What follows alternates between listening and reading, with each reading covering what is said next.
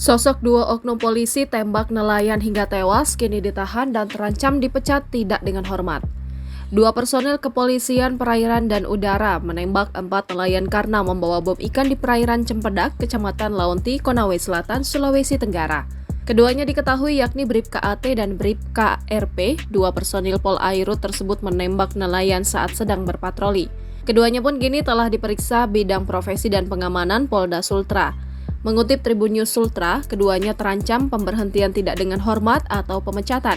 Pemecatan tersebut dilakukan jika hasil penyidikan menemukan keduanya menyalahi standar operasional prosedur karena menggunakan senjata api.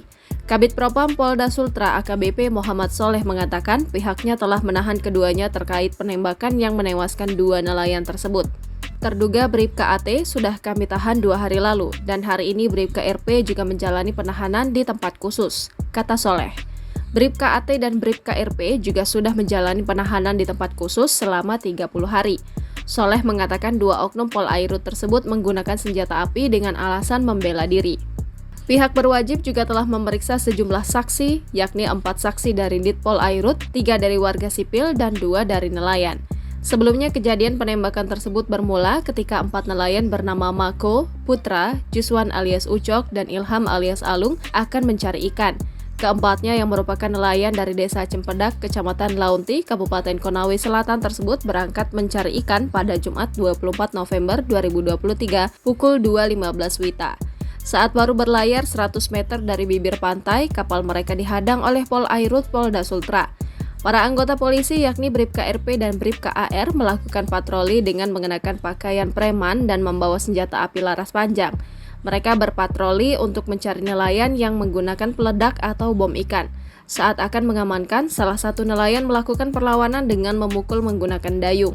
Namun anggota polisi itu membalas dengan menembak 4 korban hingga 1 orang bernama Mako tewas tertembak di leher sebelah kanan. 3 orang lainnya lantas melompat ke laut untuk menyelamatkan diri. Korban Juswan yang terkena tembakan pada bahu bawah sebelah kanan pun dievakuasi keluarganya ke rumah sakit di Kendari. Dir Pol Airut Polda, Kombes Pol Faisal Florentinus Napitupulu mengatakan adanya tindakan polisi karena keempat nelayan kedapatan membawa bom ikan. Barang bukti 1 unit perahu dan bahan peledak sudah kami amankan, ucapnya pada Jumat 24 November 2023. Selain Mako, Putra yang tertembak di pangkal paha juga meninggal dunia setelah menjalani perawatan di Rumah Sakit Bayangkara Kendari, Minggu 26 November 2023.